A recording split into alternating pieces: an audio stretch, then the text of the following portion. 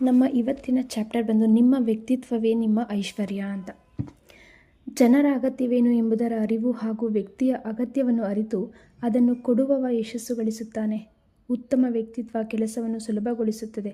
ವ್ಯಕ್ತಿತ್ವ ನಾವು ಬೆಳೆಸಿಕೊಳ್ಳುವಂಥದ್ದು, ದೇವರ ವರವಲ್ಲ.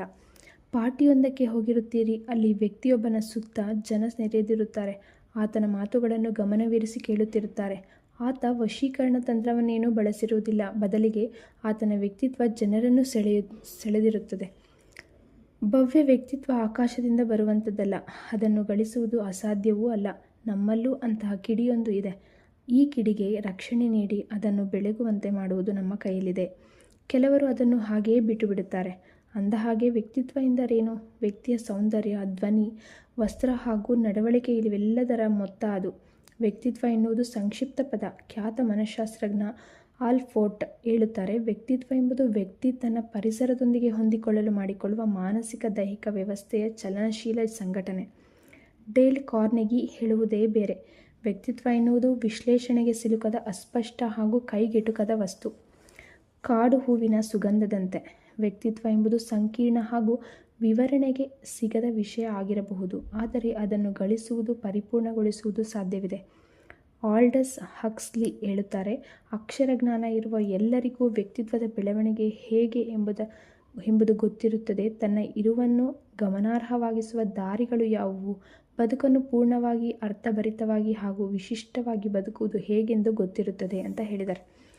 ಸಹೋದ್ಯೋಗಿಗಳು ನಿಮಗೆ ಗೌರವ ಕೊಡಬೇಕು. ಬದುಕನ್ನು ಸಂಪೂರ್ಣವಾಗಿ ಸಂತಸದಿಂದ ಬದುಕಬೇಕೆಂದರೆ ಆಕರ್ಷಕ ವ್ಯಕ್ತಿತ್ವವನ್ನು ಕಟ್ಟಿಕೊಳ್ಳಬೇಕು. ಕೌಶಲ, ವಿದ್ಯಾರ್ಹತೆ, ಬುದ್ಧಿವಂತಿಕೆ ಎಲ್ಲ ಇದ್ದರೂ ಕೆಲಸ ಮಾಡುವ ಮನಸ್ಸಿಲ್ಲದಿದ್ದರೆ ಏನೂ ಪ್ರಯೋಜನವಿಲ್ಲ. ನಮ್ಮಲ್ಲಿ ಕೌಶಲವಿಲ್ಲ ಎಂದುಕೊಳ್ಳುವುದು ಮೂರ್ಖತನ. ನಮ್ಮೆಲ್ಲರಲ್ಲೂ ಕೌಶಲವಿದೆ, ಬುದ್ಧಿ ಇದೆ. ಅದರ ಪ್ರಮಾಣ ಹೆಚ್ಚು ಕಡಿಮೆ ಇರಬಹುದಷ್ಟೆ. ಯಶಸ್ಸಿನ ಸೂತ್ರ: ನಿಮ್ಮ ಕೌಶಲಕ್ಕೆ ಸೂಕ್ತ ದಿಕ್ಕು ತೋರಿಸಿ ಅದನ್ನು ಬಳಸುವ ಮೂಲಕ ಪರಿಪೂರ್ಣಗೊಳಿಸಬೇಕು. ಇದಕ್ಕೆ ತಾಳ್ಮೆ ಹಾಗೂ ಸಹನೆ ಬೇಕು. ಕೆಲಸದಲ್ಲಿ ಕ್ಷಮತೆ ರಾತ್ರೋರಾತ್ರಿ ಬರುವುದಿಲ್ಲ. ಆ ದಾರಿ ಸುಗಮವಾಗಿರುವುದಿಲ್ಲ.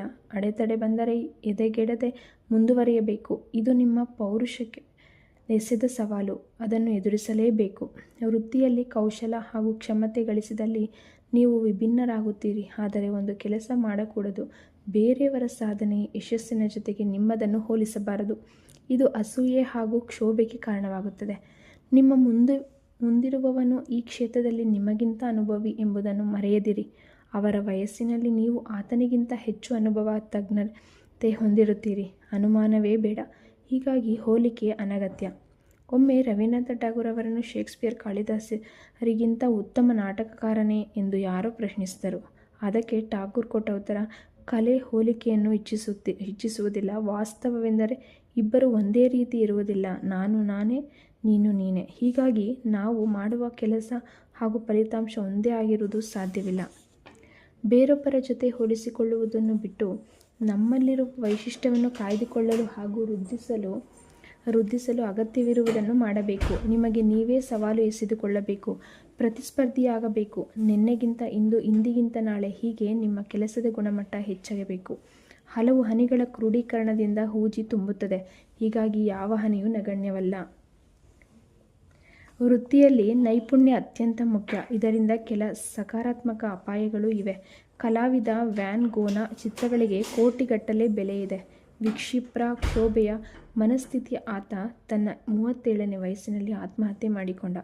ಫ್ರೆಡ್ರಿಕ್ ಶೋಪಿನ್ ಮತ್ತು ಎಡ್ಗರ್ ಅಲೋನ್ ಪೋ ಜೀನಿಯಸ್ ಅಂತ ಅಸಾಧಾರಣ ಬುದ್ಧಿಶಾಲಿಗಳು, ಸಾಟಿ ಇಲ್ಲದ ವೃತ್ತಿ ಕೌಶಲವಿದ್ದವರು. ಹೀಗಿದ್ದರೂ ದುಃಖಿತರಾಗಿ ಮೃತಪಟ್ಟರು. ಕಾರಣ, ತಮ್ಮ ವ್ಯಕ್ತಿತ್ವದ ಬೇರೆ ಅಂಶಗಳನ್ನು ಅವರು ಕಡೆಗಣಿಸಿದ್ದರು. ಹೀಗಾಗಿ ಪರಿಪೂರ್ಣತೆಯ ಗೀಳು ವ್ಯಸನವಾಗದಂತೆ ನೋಡಿಕೊಳ್ಳಿ. ವೃತ್ತಿ ಕೌಶಲದ ಜೊತೆಗೆ ಸಾಮರ್ಥ್ಯ ಕೂಡ ಇರಬೇಕು. ನಮ್ಮ ವೈಫಲ್ಯಕ್ಕೆ ದುರದೃಷ್ಟ ಹಾಗೂ ಪರಿಸ್ಥಿತಿಯನ್ನು ಬೈಯುವುದರಲ್ಲಿ ಅರ್ಥವಿಲ್ಲ. ಕೆಲವರು ವಶೀಲಿ ಬಾಜಿ ಇಲ್ಲವೇ ಪ್ರಬಲರ ಶಿಫಾರಸಿನಿಂದ ಪ್ರಮುಖ ಹುದ್ದೆ ಹಿಡಿಯುತ್ತಾರೆ. ಹಾಗೆಂದ ತಕ್ಷಣ ಅದೇ ನಿಜವಲ್ಲ. ಕಠಿಣ ಕೆಲಸ ಅಂತ. ಬಹುತೇಕರ ಯಶಸ್ಸಿಗೆ ಕಠಿಣ ಶ್ರಮ ಕಾರಣ. ಈ ದಾರಿ ಮೂಲಕ ಸಾಧಿಸಿದ ಜಯ ನಿಜವಾದ್ದು. ಯೋಗ್ಯತೆ ಇಲ್ಲದಿದ್ದರೂ ಉನ್ನತ ಸ್ಥಾನ ಅಲಂಕರಿಸಿರುವವರು ಕೈಗೋಲು ಹಿಡಿದು ನಡೆಯಬಲ್ಲರೇ ಹೊರತು ಓಡಲಾರರು. ದೈಹಿಕ ವಿಕಲಚೇತನರು ಕೂಡ ಭಿಕ್ಷೆಯನ್ನು ಇಷ್ಟಪಡುವುದಿಲ್ಲ. ಬದಲಿಗೆ ತಮಗೆ ಸಾಧ್ಯವಾದ ಕೌಶಲ ಕಲಿಕೆ ಮೂಲಕ ಗೌರವಯುತ ಜೀವನ ಸಾಗಿಸಲು ಪ್ರಯತ್ನಿಸುತ್ತಾರೆ. ಯಶಸ್ಸು ನಮಗೆ ಸಿಗದಿರಲು ಕಾರಣ ನಾವು ಬೇಕಾದಷ್ಟು ಪ್ರಯತ್ನ, ಶ್ರಮ ಹಾಕಿರುವುದಿಲ್ಲ. ಯೋಗ್ಯರಿಗೆ ಮಾತ್ರ ಯಶಸ್ಸು ಸಿಗುತ್ತದೆ. ಆರ್ಥಿಕ ಯಶಸ್ಸು ಸಾಧಿಸಿದ್ದರೂ ವೈಯಕ್ತಿಕ ಬದುಕಿನಲ್ಲಿ ಕೆಲವರು ವಿಫಲರಾಗುತ್ತಾರೆ. ಸದಾ ತಮ್ಮ ಬಗ್ಗೆ ಕೊಚ್ಚಿಕೊಳ್ಳುವವರು ಹಾಗೂ ಇತರರ ಬಗ್ಗೆ ಕೆಟ್ಟದಾಗಿ ಮಾತನಾಡುವವರನ್ನು ಕಂಡರೆ ಜನ ಓಡಿ ಹೋಗುತ್ತಾರೆ. ಯಶಸ್ಸನ್ನು ಸಮಚಿತ್ತದಿಂದ ಸ್ವೀಕರಿಸಿದ್ದಲ್ಲಿ ಒಂದೊಮ್ಮೆ ವಿಫಲಗೊಂಡರೂ ಹೆಚ್ಚು ಭಾವನಾತ್ಮಕ ಹೊಡೆತ ಬೀಳುವುದಿಲ್ಲ. ಯಶಸ್ಸು ತಲೆಗೆ ಹತ್ತಲು ಬಿಡಬಾರದು. ಸಣ್ಣವರಿಂದಲೂ ಕಲಿಯುವ ಮನಸ್ಥಿತಿ ಇರಬೇಕು. ಸೌಜನ್ಯದಿಂದ ಕಲಿಕೆ ಸಾಧ್ಯ. ಇದಕ್ಕಾಗಿ ನೀವು ಖರ್ಚೇನೂ ಮಾಡಬೇಕಾಗಿಲ್ಲ. ಇಂತಹ ಮನಸ್ಥಿತಿ ಇರುವವರ ಜೊತೆ ಕೆಲಸ ಮಾಡುವುದು ಸುಲಭ. ಜೊತೆಗೆ ತಾವೇನೂ ನಗಣ್ಯರಲ್ಲ ಎಂಬ ಭಾವನೆ ಬೇರೆಯವರಲ್ಲಿ ಬರುತ್ತದೆ.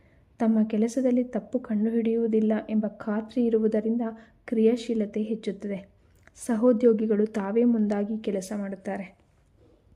ಮಾತು, ನಡವಳಿಕೆ ಹಾಗೂ ವಸ್ತ್ರ ಧರಿಸುವಿಕೆಯಲ್ಲಿ ಮಿತಿ ಮೀರದಿರುವುದು ಆರೋಗ್ಯಕರ ವ್ಯಕ್ತಿತ್ವದ ಇನ್ನೊಂದು ಲಕ್ಷಣ.